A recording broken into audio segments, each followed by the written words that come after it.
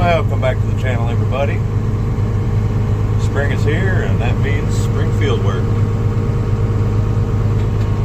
Got Grandpa's 516s hooked up to the 7045 today. This field it's had a lot of organic material, and it's plugging up our plows. So we're going over it again with the disc. Bob's got the 7301 with 516s hooked to it that I just acquired. Do some horse trading with Ted Bisker, and it's the same plow as this one with different cover boards on it, and it makes a big difference. Never realized how much different cover boards do, but for corn stalks and stuff, them are the ones to have right there. We'll look at Bob's plow a little later on. It's a 7060 we overhauled last year. Pulling the disc, smoking like a freight train like normal. That's what we got done last night here. Other than plow day, there's 45 acres here, 3 fields. This is the last to plow. I hope to have most of it done today. Depends on how well everything goes through the plow. It's been kind of a nightmare.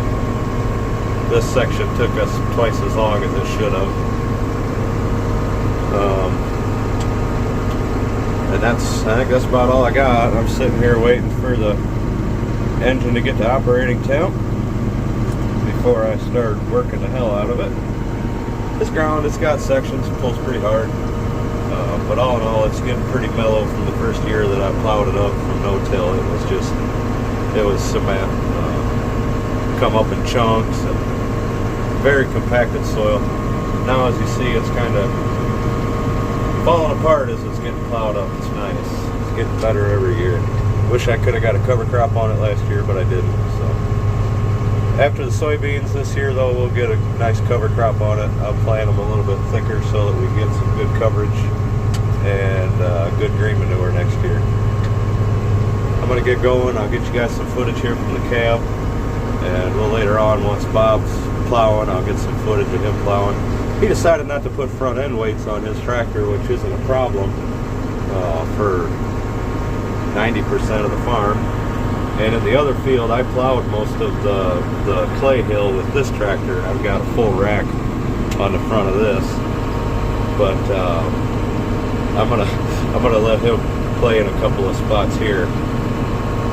I'm gonna stop and record it and see how that goes, because that 7301 right there is gonna be standing up on the front end. He's gonna be wishing he put some weights out there, I'm sure. It's gonna be awesome. So stick around for that, guys. We're almost there. I get going. Alright, this is that hill I said I was going to record the 301. Bob got sidetracked and I ended up plowing this. When I say sidetracked, I mean running the disc, because it just kept plugging, and I got to get this turned over. A lot of guys have probably planned into that, but the problem is all of this fodder and everything trying to cultivate, especially when your beans are small, it causes a lot of problems pushing into them, covering them up, and then the rotary hoe just absolutely clogs up with fodder when you're trying to run that. And that's one of the most important parts of the operation here. So this stuff has to be turned over. It can't be left up on top like that. That's why I go through all the trouble of plowing every year, even when I don't have a cover crop. So I'm going to do my best to record this. It's a lot of turning, working the throttle, working levers. So this part of the video may not be that good for a second, but once we get into the pull, well, it'll be great. It'll be great. All right, here we go.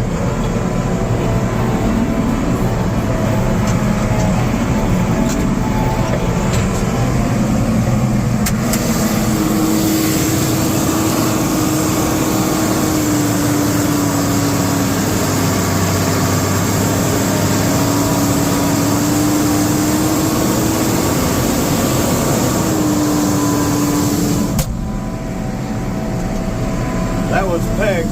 That was all the way wide open. Coming up in third gear. 5/16 behind me. That's some tough pulling ground right there. Still not the toughest on the farm. And I'd just like to point out that a D17 will still pull 4 bottoms through that.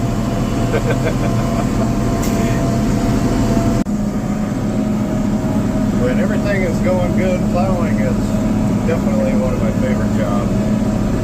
One time you actually get to work your tractors. I don't know what's so satisfying about it, but after you get done looking over the field, we've had some plugs. You can see like right there is a good example of like a ridge that you got a plug you had to pull out, come out here and spread it out, and then turn around back in there. There's another one right there. Other than that, looking pretty good. You can really see the ridge there with the tire mark left, tire tracks. It is what it is. Can't avoid it. There's one right there. Remnants of plugs past.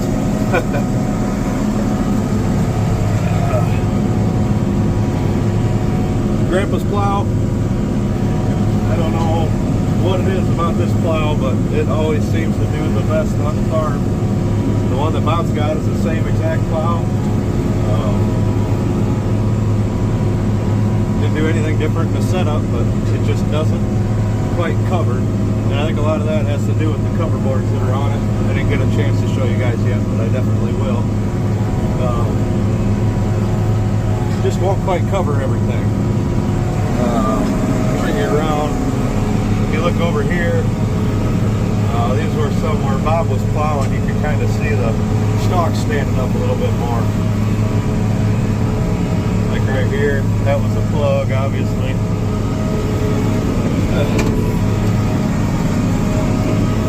But you can see that's the pass that his plow did. It just doesn't quite cover all the stalks up as good. So, and as you can see here, I'm not getting 100% of them, but I bet I'm getting 98% of them covered up. Like I said, I think it's the cover board, because the plow itself is cut nice and level, front to rear, swings correctly, and I think it's the cover board. So, and turn around, bring you back. Sure would be nice if the whole farm worked up like that. Instead, most of it works out more like that. Come on, focus. Clay. This field doesn't have much of it, but there's spots. Most of this field's actually more like that there. Just about done with this one. Everything's going good. All that's left is the field in the back over there, and the field left for plow day. Keep after it here. Get a little bit more footage for you.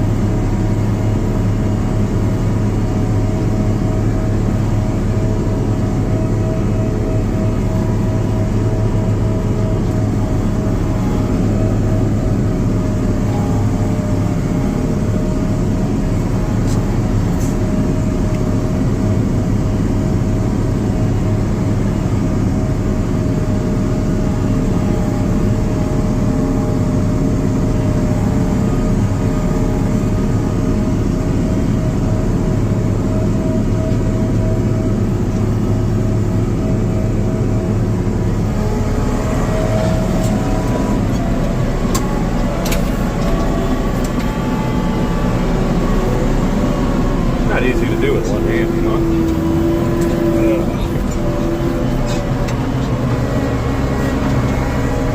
I'm sure that footage wasn't very great.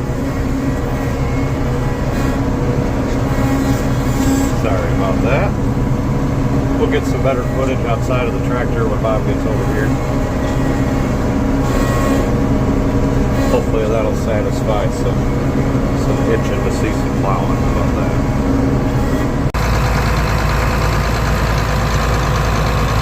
Wish the whole farm would plow up like this.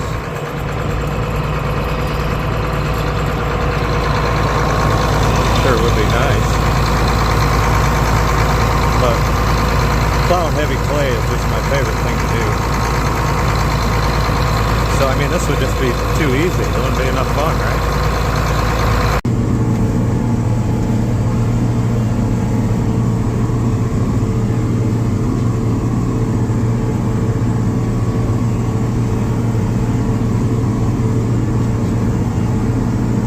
The only problem with doing this is it's really hard to find your dead furrow next year. And the lands, I mean, they're hard to find too. You just got to kind of remember where you were at. And I've got some certain markers around that tell me,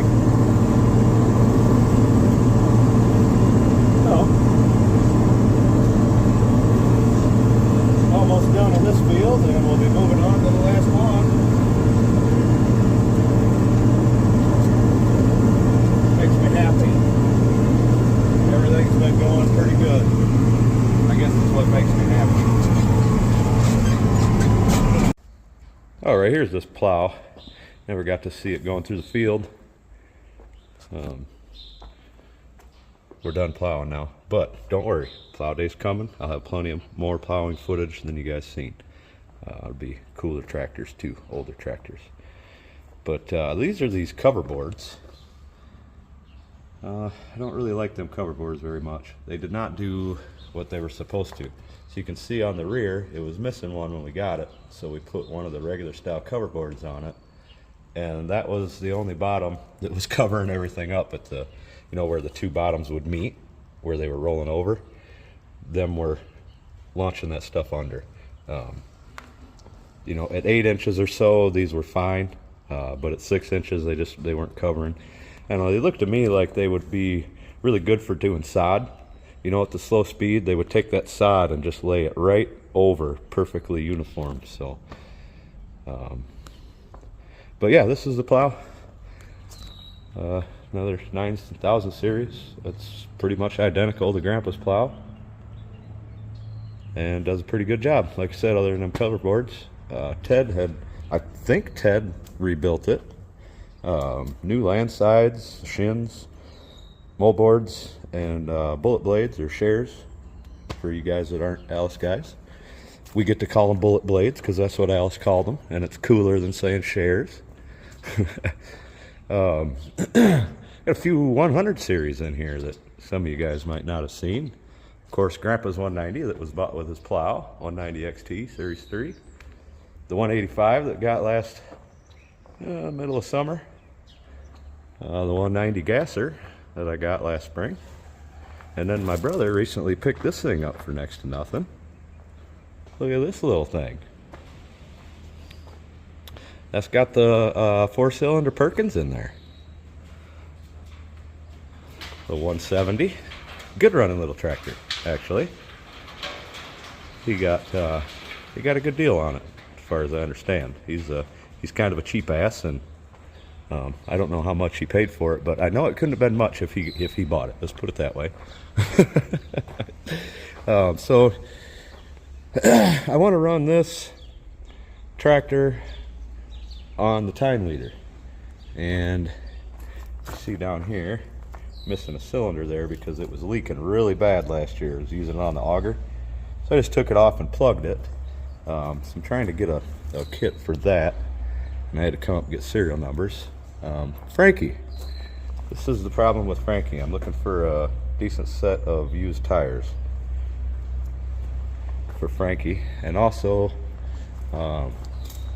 on top of the valve spool, their O-ring boss that screw into the top of each valve spool, or valve pack, whatever you want to call it, and they have started leaking terribly. That's what you get for buying cheap shit. So that's why I'm not using Frankie. Mainly the tire issue. I haven't been able to find a decent set of used tires yet. The O-ring thing is a day project and I could have that solved. But this tractor's here, runs good. And I need to get that cylinder fixed either way. So we're gonna put the tine weeder on the 185 this year. And also I got all new bearings and bearing flanges, I think they were called, for the rotary hoe. Every single one of them, that's gonna get replaced before we use it. While I'm dicking around here talking to you guys, Bob has been out disking. It's like he just pulled up to get some fuel maybe. I don't know what he's doing. Either way, moving forward. Well, I missed a little bit of disking footage, and I'll get you some footage of him running the field finisher. But here's the planting setup this year.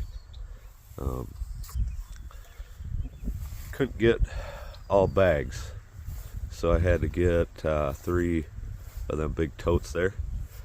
And what you guys are thinking, oh, you got a seed tender now. It's just a borrowed seed tender from the guy that I've been buying seed from, because he couldn't get me bags. And I know what else you guys are thinking, oh, that should be easy for you. Well, problem is I'm not really set up to be dealing with them bags. The 19 here lifts it no problem. I mean, it handles them bags without issue. The problem is when I have them 2 stacked, that won't lift the bag high enough, like not even close to be able to unload into it. So I'm stuck using this. We've devised a plan on filling the bag into this one, and then we'll put the 2 stack on that, set it on the ground, and then we'll be able to fill the second box that goes on top of there with this one, because we'll be able to lift that up high enough to fill it. And really it's turning out to be just way more fooling around, having to deal with these big bags than it was just to dump bags in. A little bit more work dumping the bags, but in my case a lot less time consuming. If I had a forklift, or I don't know, I find it amazing that your average skid steer could actually lift them high enough to get them in there, but people do it, I guess. So anyhow, I got this much planted in this field last night, just kind of taking my time, making sure planter's good and everything. So far so good. Everything's been working good. We're filled up, and I'm getting ready to head out and finish this field up. Bob's gonna be up over the hill, can't see, but he'll be up there, and I will get some footage of him running that soil finisher this year. And I guess with that, I'm gonna get to work. The 301 has continued to be a workhorse for me, and got down to like 45 degrees last night, believe it or not. Still chilly now. Got my jacket on. I figure, why not? Give you guys a kind of cold start here.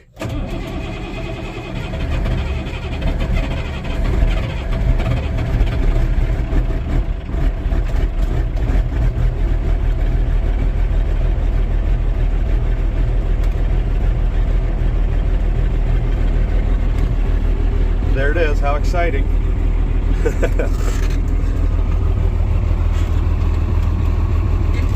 Yeah, look at all this equipment I got. I mean, if everything that I farmed was, you know, here, the tender wouldn't be a bad thing for me, even the way that it is right now. But the problem is I'm spread out all over the freaking county, I feel like. But to move all this equipment around, usually I got the planter and the truck and trailer. Now I've got 4 pieces of equipment that I need to get brought in order to do stuff. So moving fields kind of turns that into a nightmare. Like I said, I'm not set up to be using a seed tender. Is the problem with it. Just don't have something that'll lift high enough is the biggest issue.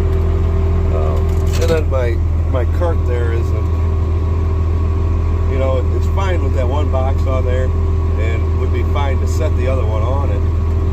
But I don't really know about driving around with both of them, with two stacked on it, and then driving around with that cart. I just don't feel very comfortable about that. So that's another thing. Can't just fill a seed tender and go to the next field because it doesn't hold enough seed in that one box. Only to plant like 12 acres or something like that. So it is what it is. I'm gonna get after it here. Hopefully nothing crazy happens today. Everything goes smooth and we have a good day of planting. Planter's been doing real good. Everything pretty consistent. Happy with what it's doing, so let's keep our fingers crossed everything keeps going good. Well, here's plow day field. Worked out pretty good. Got a little bit more trash on top, but that's to be expected. This is land right here too, so it looks even worse. Planter is doing good. Bob's right over the hill there. Maybe you can see him. I'm catching up to him.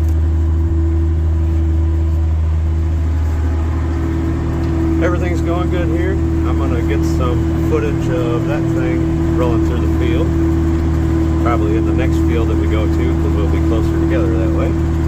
Take a little less time. We got overcast today. There was supposed to rain today. They actually took that out of the forecast, so good for me to keep going. Supposedly supposed to get some tomorrow, but that keeps dwindling. It was a 90% chance 3 days ago, and now it's down to 40%, I think it said. So we'll see what happens. I got this field, which probably 15 acres or so, 15 to 20 acres left, and then 12 acres across the train tracks there, and then a 50-acre farm. So I'll have this done and across the train tracks done today for sure, because I got to drive all the way around. It takes as much time to drive around and back as it does to plant that patch, actually. But then hopefully get everything set up and staged over at the other 50-acre farm. So that's the plan. We'll see how it goes today. So this thing's pretty slick. Just sucks that I'm not set up to use it effectively. This is the only way to turn it on and off, so don't lose that. But it does make this job a lot easier. Less physical labor anyway.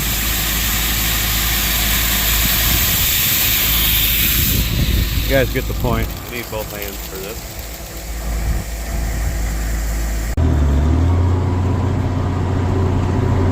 This field worked up great. This is the land right here that you're looking at. Not too much trash on top for being a land too. Pretty happy with it. I say this field worked out great, but this year really a lot of it did. It's just getting more and more mellow.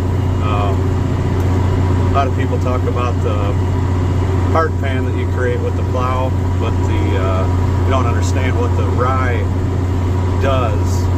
Even though I didn't get it planted this year, I had a really good stand last year, and all of those roots were able to decompose and really break up that hard pan for me this year. Well, over the year last year and now this year. So it was more fit when we plowed it, dried out a little bit faster, and we got lucky and got, I think it was 6 or 8 tenths of rain over the weekend after we dissed it, and which then when we come through with that soil finisher, just as you see, just kind of laid it out like a garden, which is just what I like to plant into. And we're planting right at about 1.5 inches deep.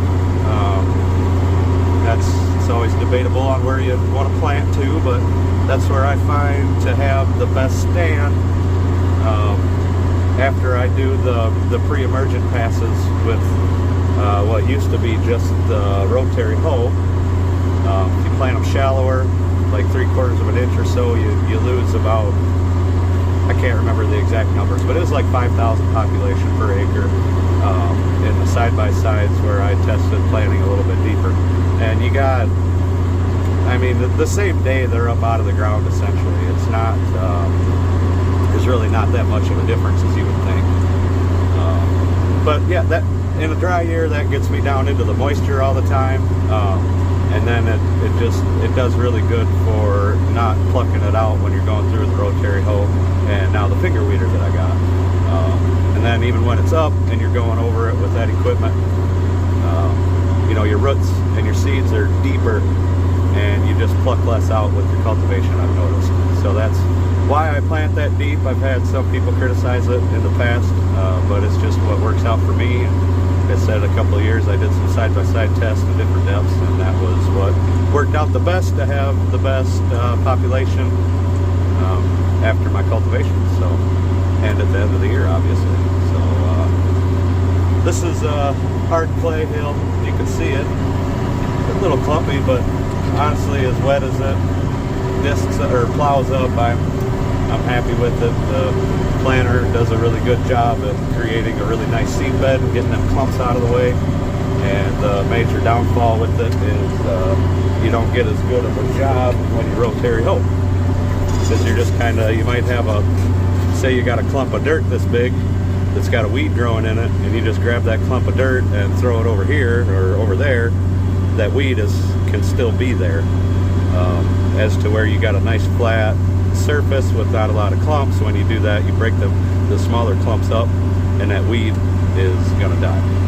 So that's the biggest downfall of the clay. But honestly, this hill right here is red clay, and I really couldn't be happier with how it worked up this year. So we got, I don't know, 5 acres left in this field, and then this field up here is about a 20-acre patch. They are long and narrow, and it really goes quick planting it. I really like these fields, just less turning around and dicking around in the field that way. So I'm going to get footage. Bob's not going to be done over here by the time I get done, so I'll get some footage of him rolling, and we'll kind of talk about the logistics of running that and why I keep him basically just ahead of me. You know, he finishes a field and I come into it. Talk about that later if you're interested. If not, thanks for watching this far. There he is. Got a little over half of this field done. Moving right along with that. So this ground has set for about a week since we disced it. Got, like I said, 6 to 8 tenths of rain on it. And as you can see, we got little button weeds and grass starting there, which is exactly why I like to let it sit like this. Get all these little seeds that we plowed up back up on top to germinate. Then we can come through and we just kind of skim the surface with that field finisher and get ahead of the weeds, so to speak. Then come through right after planting. That way, like I said again, get ahead of those weeds. So I got some just some comments. I can't remember if it was on YouTube or pictures that I put on Facebook, but people talking about how small the soil finisher was. Whatever, they pulled a 20-foot one with this tractor and that tractor. That's all fine. Soil finisher, in order for it to pulverize really good, we found about 7 miles an hour works really good. That particular one claims up to, I think that one said 12 mile an hour, and right now he's running about 9 mile an hour. And to run a 24-foot soil finisher at 9 miles an hour in soft plowed ground like this takes more than 200 horsepower. Now I could put the wings back on that 24 foot through soybean stubble, would be no problem. I mean, you'd be able to pull it pretty deep, probably at around 6-7 mile an hour. But the amount of horsepower that it just takes to drive the tractor through plowed ground is an indicator of how much horsepower it takes to pull a tillage device. So I'm waiting for him to get back here. So we're looking here and just nice little dead weeds, or gonna die weeds up there. As you see, there's just a few of them growing over there. And pretty much as soon as I get done planting this, tomorrow I will be headed out to the first planted. It's been 4 or 5 days. It'll be 5 days tomorrow, and we'll be able to go through and kill all the little ones that are starting again, in theory. So everything's going good. I'm gonna turn the camera off. I'll bring it back when he's down here, kind of see what this thing's doing. Kind of standing here in a clay area that usually doesn't till up very good, but it's, you can see here where he's done compared to the size of the clumps out there.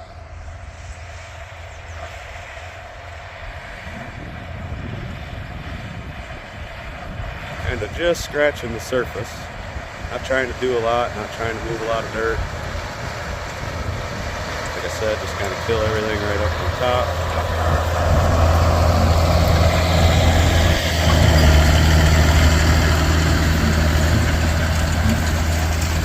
Here in the clay, puts it down a little bit farther.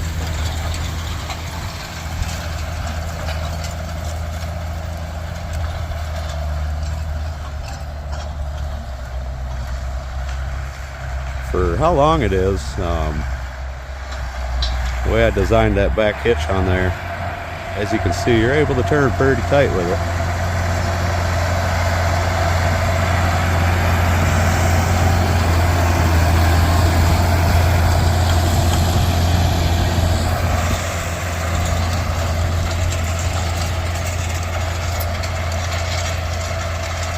Well, there, he didn't even have it in the ground hardly.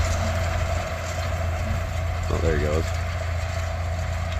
Just talking about how good of a job he did, putting it in a little bit deeper in the clay. Oh well, as you can see, it's still doing what I needed to do. Just disturbing the top of the soil. Like I said, killing those stuff right up at the top, and then those roller baskets are laying it out pretty darn good. Like I said, I'm in one of the worst clay spots of this field. You can see the color, kind of this whole hill until you get over there. You can kind of see it get darker. But here where I'm standing, it's pretty much heavy clay, not red clay. It gets a little red clay over here, but either way, I'm gonna fill this cedar up again. I'm gonna fill up my planter and wait for him. Once he sees me ready, he'll come and finish this up, the ends to wherever he's done to, and start planting. Not going to completely catch up to him, but it's going to be close.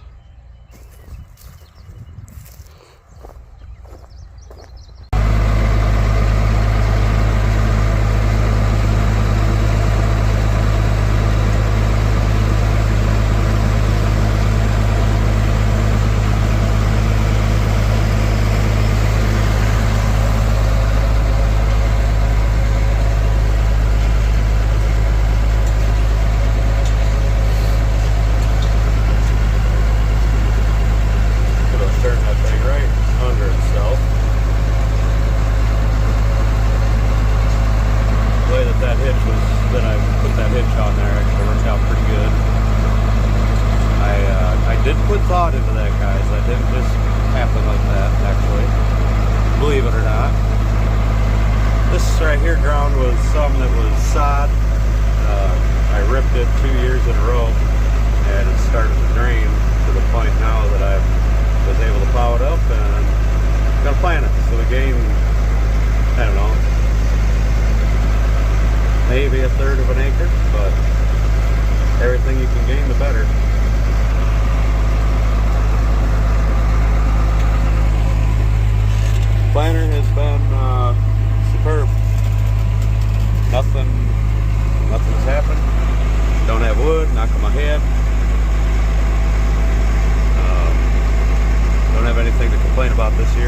said, 20 acres left to go, so let's keep the good mojo rolling. How about it?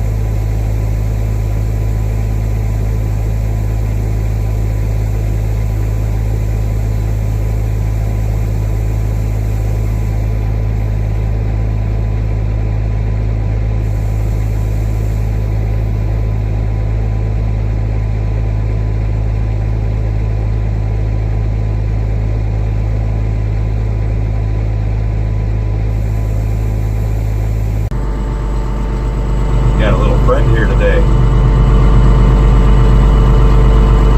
just kind of watching me. Look at him.